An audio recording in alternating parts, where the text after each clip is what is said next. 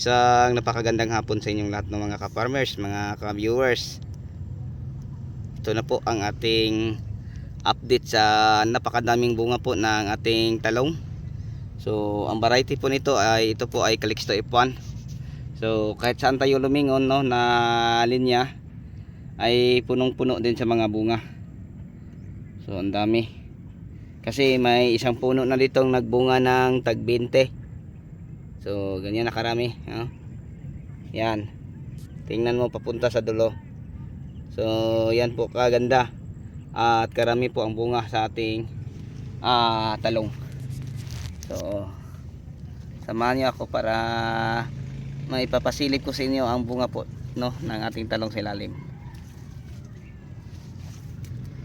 So lahat na mga nangingitim ay mga bunga din na ating makikita, no? Yan. Buwig-buwig ang mga bunga mga ka-farmers sa ating talong. Siguro yung isang linya simula sa inuupuan ko hanggang sa dulo, sa pangalawang harvest natin hindi na siguro to bababa no sa tag 5 sako or 100 kilos bawat linya ang ating mapipitas. So yan, napaka kinis at napakakintab po ang mga bunga po ng ating talong. Yan, kita nyo si Calixto, buwig-buwig ang bunga. So yun po no mga ka-viewers, mga ka-farmers ang may share ko sa inyo.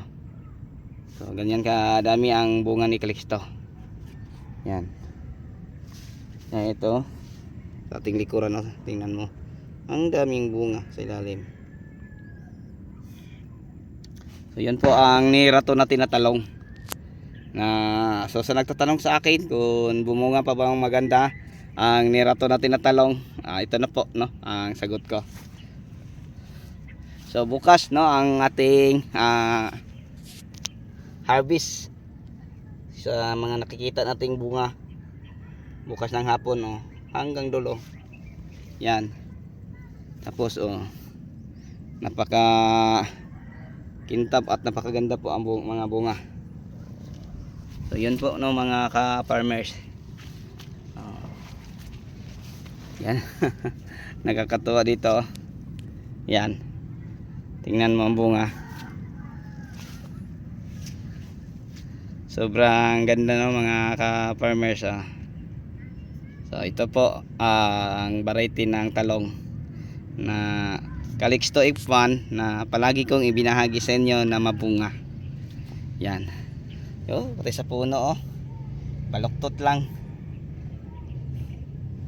So kahit saan tayo lumingon yan, yung ilalim yan.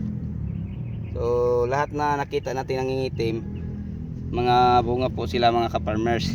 Pero dahil sa sobrang kapal po, kung papansinin natin ng itaas, para lang wala pang mga bunga, di ba? Pero sobrang dami ng bunga no mga ka-viewers ang ating talong. Yan. Tapos napakalinis na ang mga talbos. So sa inyong lahat no, hanggang dito na lang. Maraming salamat po. Bye bye.